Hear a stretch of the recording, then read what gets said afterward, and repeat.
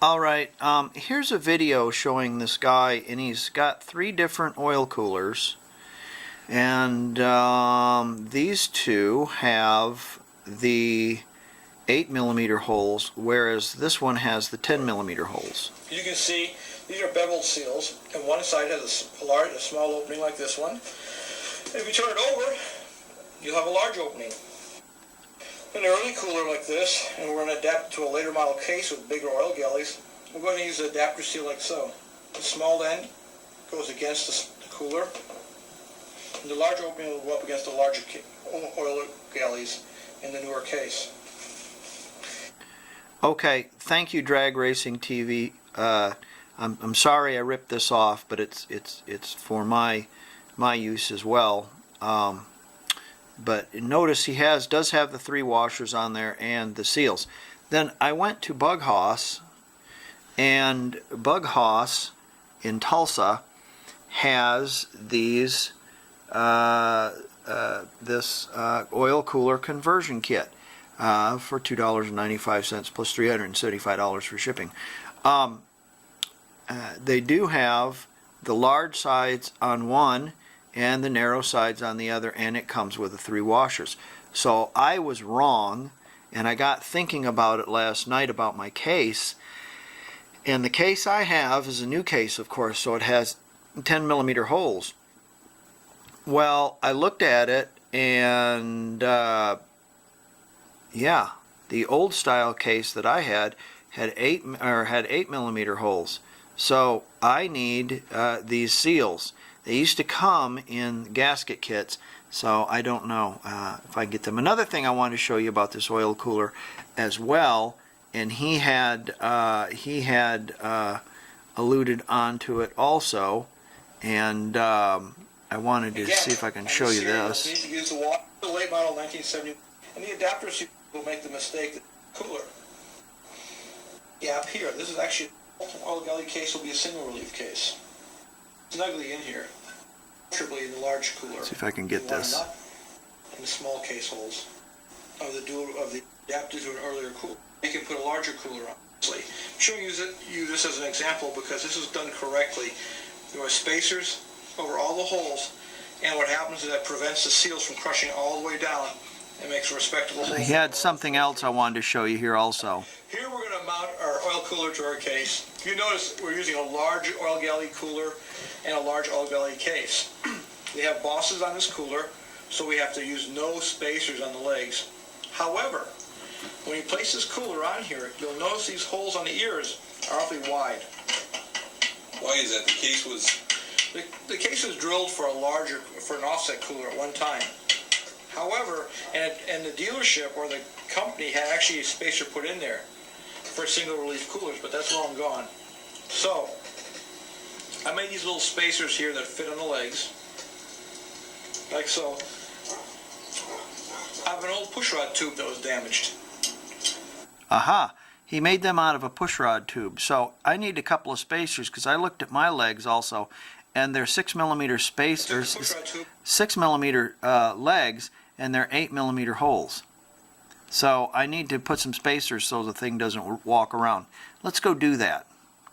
Before I make those parts, every day is a holiday at Dan's Mobile Glass Garage, or Dan the Glass Man's Garage.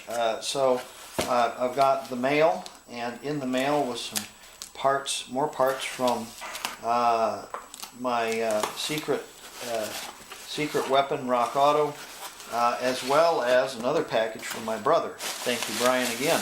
Incredible. That's crazy. Wow. That's really nice of you to do that. Oh, look at this. Here we go. What do we have here? Oh, magnet. Will it stick? No, of course not. It's not theirs. So let's toss this aside. And here we have some bearings from Cleveite. And what do we have? Well, we have original set of standard main bearings. Lovely. Put those aside. Okay. Yeah, let's see what else we have. Looks like I've lost my razor blade. Nope, there it is. Let's see what else. In this package,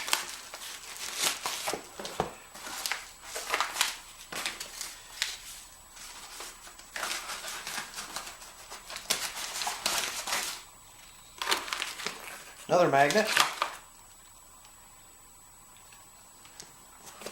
sealed power. Are they cam bearings or are they rod bearings?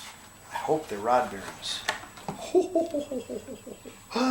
Rod bearings, look at that. We can build our crank. Isn't that beautiful? Look at that. That's gorgeous right there. Rod bearings. Yes. Yes. Okay, now what do we have for Brian? I think I know what this is going to be. He told me he was going to send these to me. And I don't have them because Abner Dimwit had lost them. So let's see what we get. I hope he sent me something else also. I think he knew to send them to me yet. But I hope he sent them to me.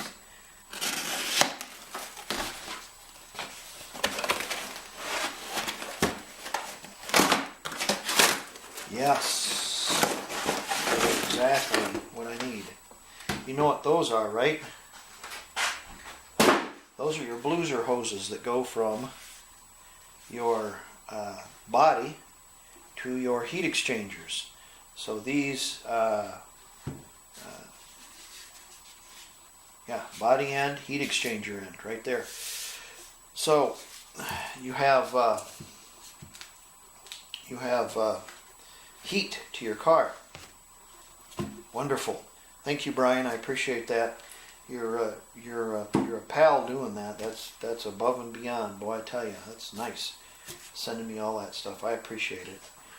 Something I wanted to show you that I did last night before I went to bed is I managed to cut that nut. It's not perfect, but it doesn't have a big boogery nut on the end of it, so it'll work. It's like the warpy washer's even cracked. You know what I mean? Is there anything in this car that's worth anything good at all? I might source out another one of those, and I cleaned up that as well. Okay, let's go make that. Let's go make those spacers for our oil cooler. So I cut the end of the pushrod tube off with a die grinder.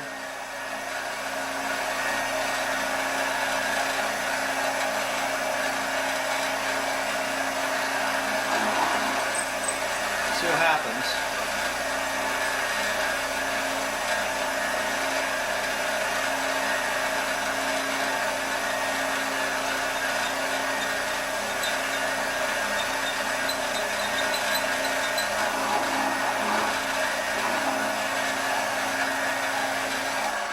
Well, let's change drill bits. That's about as sharp as a bowling ball.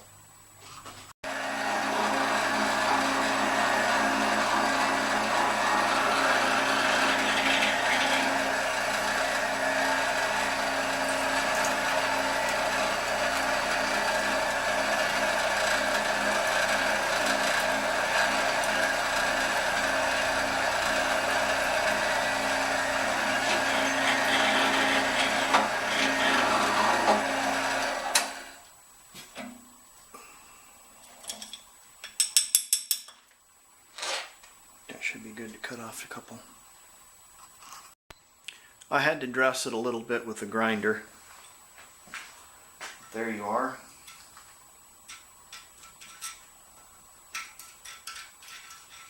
And now we're going to cut them off just small like that with a hacksaw.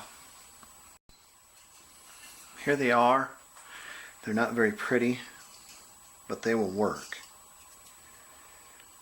And again, this is to take up the slack because these are 6mm studs and those are 8mm holes. So we're taking up a little bit of the slack so there's less movement on the oil cooler. Okay, let's get to our crank. Okay, about our crankshafts. This is the one that we're going to use and this is the one that came out of that block that I'm going to use. This has some rust on it, on the journals, so I'm not going to use that crank. Some things you should look for is, well, one thing you want to make sure that your threads are good for your gland nut, and make sure you run that gland nut in and out. That's an old one, but we're not going to use that. We're going to use a different one. Run that in and out several times. Make sure the threads are good on that. This is the cam that we're going to use because it's got better gears on it. The other one has a huge chunk taken out of one of the gears, and I can't use that. However, it is hobbed in that what I mean is it's matched to that gear right there, or it's been running on that gear right there. So hopefully it's hobbed to it also. We'll see what happens. So I'm going to remove this gear. You have to remove this gear in order to get this bearing off anyways. So you have to remove this bearing. You know, you have to remove that gear in order to get the bearing off. So we're also going to take our distributor drive off because this has got a torn up gear on this. So we're going to use this distributor drive and this gear on this crank. And of course, we're going to look at our journals. I can tell you the fossil evidence. Look at the fossil evidence here. And the fossil evidence says that this was a running engine. This was a running engine until it lost what is Captain Obvious to me. And that is it lost one of the cylinders due to the stud coming out. Lost compression. So it loses compression, you know, the engine doesn't run anymore. That doesn't mean the crank is bad. So you look at the journals. The journals are nice and smooth. They're not grooved. It's an original crank. The bearings that came off of it were clean, not spalled, not spun. You know, your main journals are beautiful. This particular crank has 5 main journals.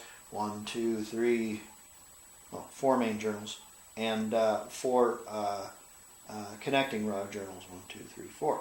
So this is quite a piece of engineering right here. It's German steel, which is probably the finest. And if we put standard bearings right back on this, it will probably be absolutely serviceable and not give us an ounce of trouble. So we're going to take these gears off, and what you have to do is you have to pull this keyway, this washer looking thing. Recall that the washer points this way, and then this bearing comes off, and then we'll heat this distributor drive up, and we'll be able to practice on these 2 gears before we pull the ones that we want. So we've got a little practice. How about that? So we're going to use a little heat and pull those off. There's a ring right here that has to come off, and then the big gear comes off. When we go to assemble it, we will fit the bearing into our case and mark it where it will go, as well as the end bearing here. We will grease everything, and we will put our connecting rods on. When we get done, the connecting rods should not bang like that. See that? When we get done, they should go like this. When you drop them, they should just go, ooh, kind of, Of course, I'm going to have some grease on them too, you know, so there'll be a lot of lubricant on there. Imagine if you took those off and lubed them up, they'd do the same thing. But generally, that's how they should fall. There shouldn't be any binding at all. If they go halfway down and stop, and you have to put any pressure to take it let your rod down, such as, oh, it's hanging up on the towel. If you have to exert any force on it, you've got something binding and something's wrong. Of course, you can plastic gauge this, you know. So I'm going to just just say, hey, this is going to be right if I'm going to get this to do what I want it to, and I can pull it up and down, and there's not a huge amount of slack. I might plastic gauge one of them just to see if it's. I probably will. I'll probably plastic gauge one of them to see if it's okay. If one of them's okay, more than likely all four of them will be fine. Of course, this is important. If you want to do all four, that's your prerogative. You know, it's if they're not right, you have to take everything all back apart again. But you know, this is a standard crank. I measured it. I have standard bearings. I have standard rods. I think it'll be okay. All right, let's get to work.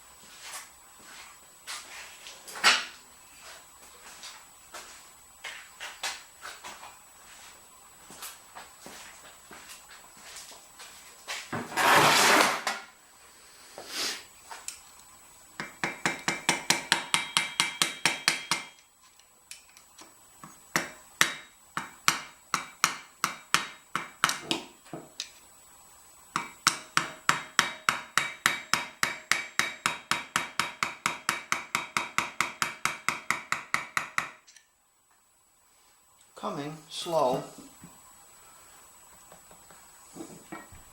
It is coming though.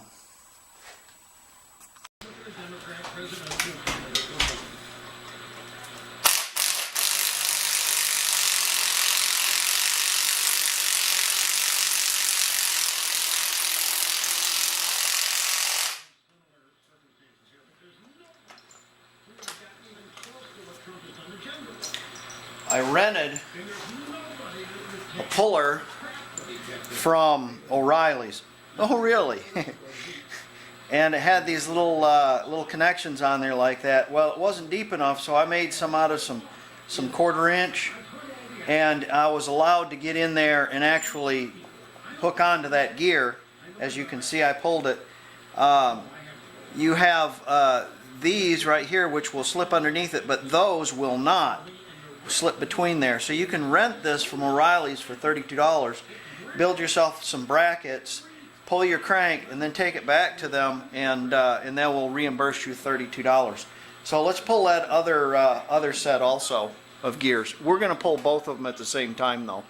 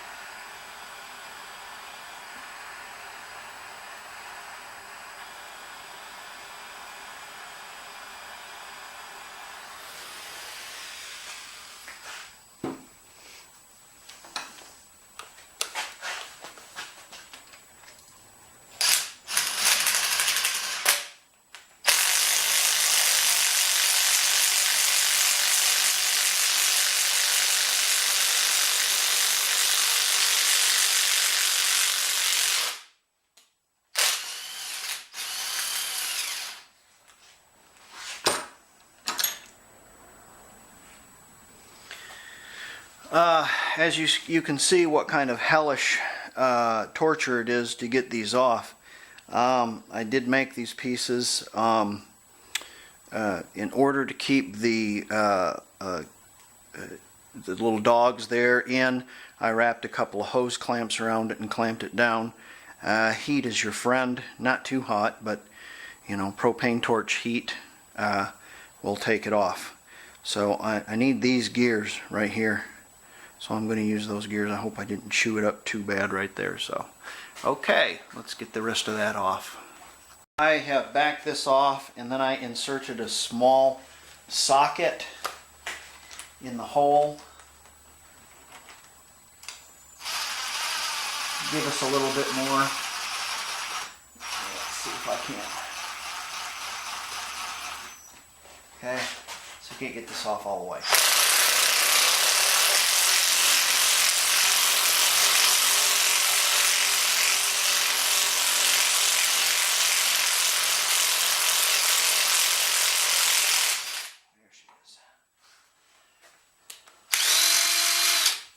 So, it is possible to make your own pullers. I'm going to put this one back together, take it back to O'Reilly's, and get my $32 back.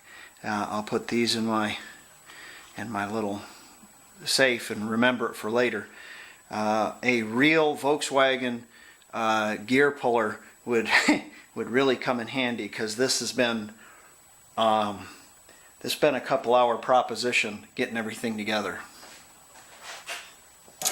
and it shouldn't have been.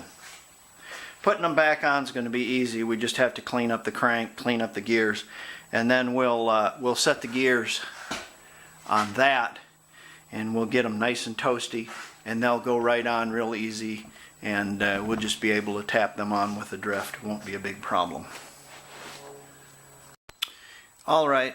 We're going to build our crank now. I have the book in front of me, and our connecting rod bolts, our connecting rod nuts are 24 foot-pounds. So we have that. We have our torque wrench already dialed in. I have things laid out in an operating table fashion. We have both gears chooching on the cheecher. And that's going to get them warm, keep them warm so they'll go onto the crank. They need to be about 250, 300 degrees. So they should get there. Maybe 250, something like that. Can't remember what the book said. I like to have everything as clean, relatively clean. My towel collection, since grinding and all kinds of carborundum and whatnot is in the air, any towel that's in here is subject to having that in it. So I got these from my stash outside, which I used to wash the car with. So I know these have been laundered. They're just old, bath towels, but there is no carborundum in them. And when I get done with this crank, I can just wrap it all up in that, and I can set it out on the porch, let me say the porch, the back porch, it's covered. And knowing full well that it won't get polluted with anything. We have cleaned our crank and our connecting rods, and I have arranged the connecting rods in the fashion that I had taken them off. Remember, we marked that piece of wood, so I have those in the fashion they are. 102 is number 3, 387 is number 4, 368 is number 1, and 372 is number 2. That's the connecting rod numbers that are on there right now. So you can do it any old way you want to. You can mark them 1, 2, 3, 4 if you want to, if you don't have any numbers on yours.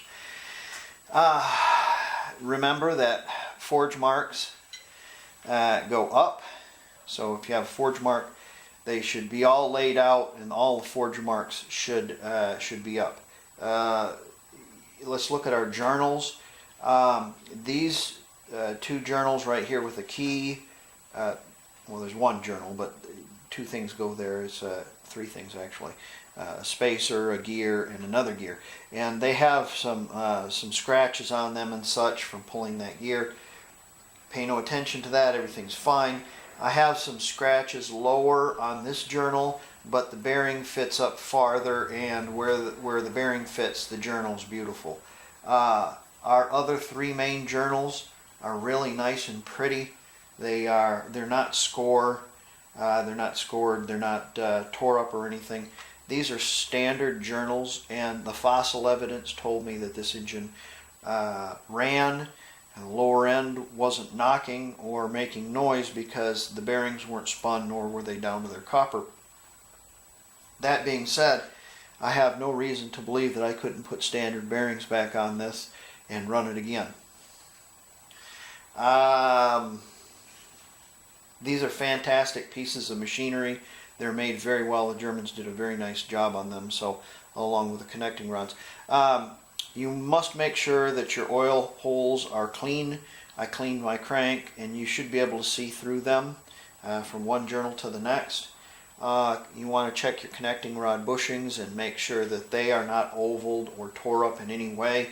And if you had a spun bearing, make sure you check your connecting rod and make sure that the rod bearing is going to fit in it all right. Now, we have our 8 rod bearings, 1, 2, 3, 4, 5, 6, 7, 8. And none of them are any different than the next, okay? They are as they are, and they say STD on that, and we've already talked about that. It is imperative that you do not handle them this way, that you handle them only by the edges. You can push them in place as such, just like this, and lay that down. Then you can do the other connecting rod.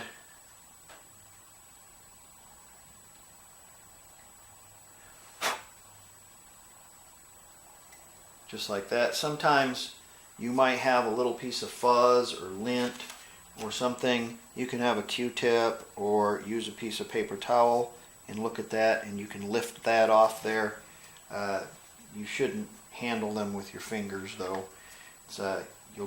It's very, very soft material. On the initial startup of this engine, on the initial startup of this engine, all the crap that's in the engine, and it seems like no matter how much you clean it, you still get a little crap, of course gets suspended in the oil, and then when it comes around to its job, what happens is these bearings absorb the crap. So they have a huge what's the word? Absorption rate for dirt particles and dust and things like that. It's just their job. It gets pushed down into the bearing and just kind of smoothed over. So, realistically, this engine's going to pull 4,000 RPM, probably the most, and that's where it makes all its power, is about 3 to 4. And we're not spinning it at 10,000 RPMs. This doesn't have needle bearings and rods or anything fancy like that. It's pretty much a plain little engine that's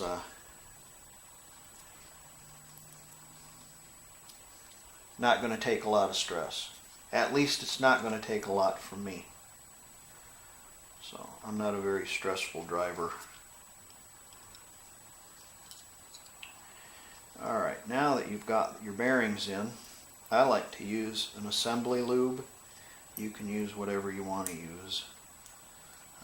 You can use oil, motor honey, whatever, it doesn't matter. Well, it does. You need to use some kind of lubricant when you put it together. And I like using this. It's got graphite in it. There's another stuff that's white that's pretty good. I like using that too. Okay, so our forge mark is going to go up. Let's re-look at this. 372, yes, 372 is our last one. Let's look at this cap. Swing it around. Yes, 372. There's our throw. So we're going to put a little spooge on there. Just like that. And put that up against that. Yes, just like that. Very nice. We're going to put a little spooge on this one. Just like that. And we're going to match the numbers. There, 372 to 372. We're going to make sure we don't touch the journals with our bolts. And these should go together. Not like that. And we will put a couple bearings on there, or a couple bolts on there rather. Yes, sir. One there. And we'll give her a little squeeze with the zapper, just a little bit.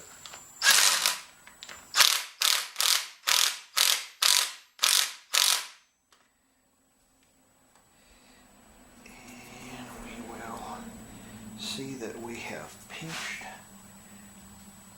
What the hell have we done here? What the hell is that? Well, that's why that one will go in there.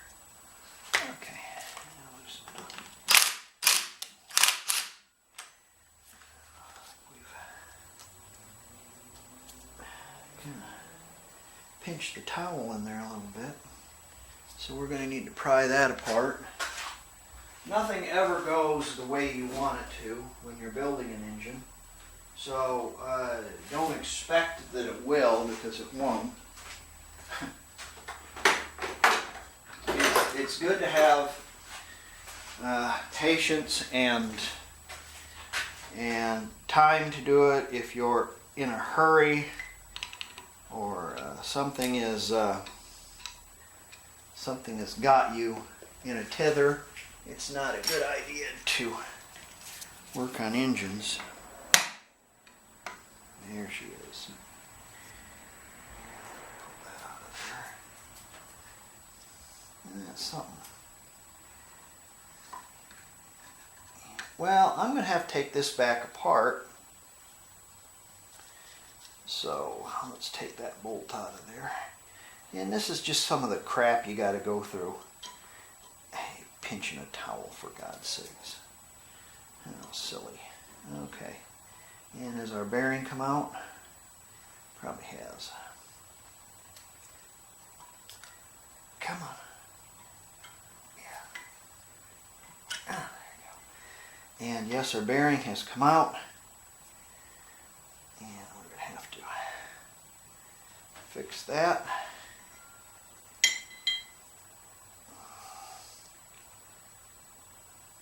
Yes. Yeah, going on there. One over the top of the other. What are you going to do? Okay, let's find that notch again. Where'd that notch go?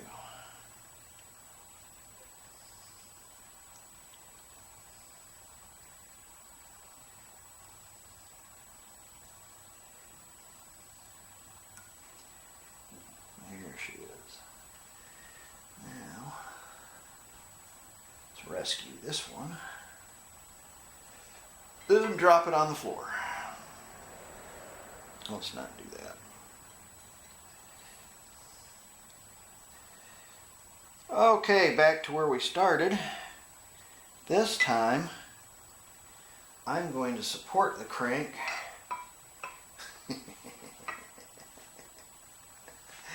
a little bit. Forge mark up.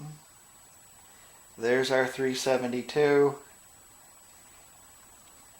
There's our 372. Goes there and there.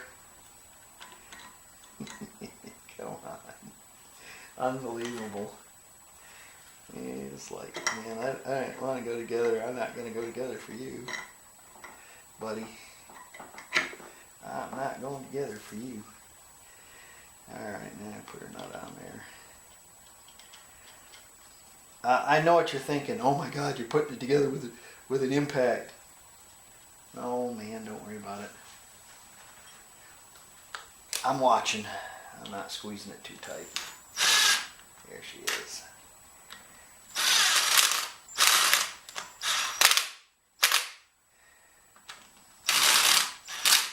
There we go.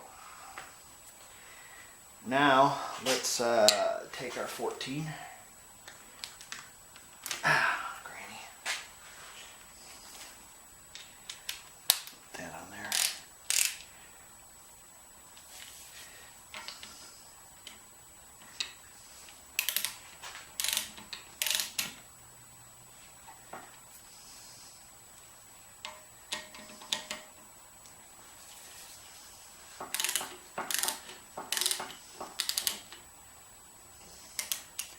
I think I can take her off this hammer now. I need to find something better to support it.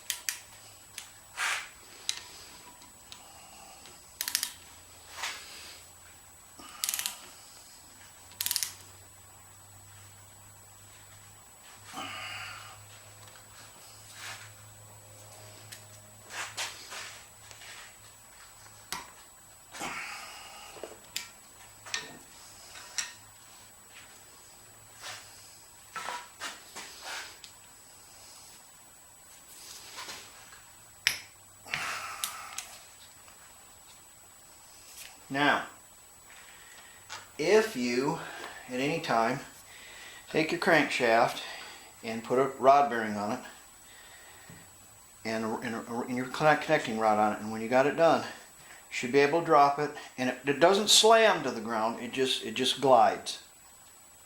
You see that? That's perfect. You got a nice pinch on the side that's right, and you're not binding it all. Everything's kosher there. Forge marks up. Check them numbers again.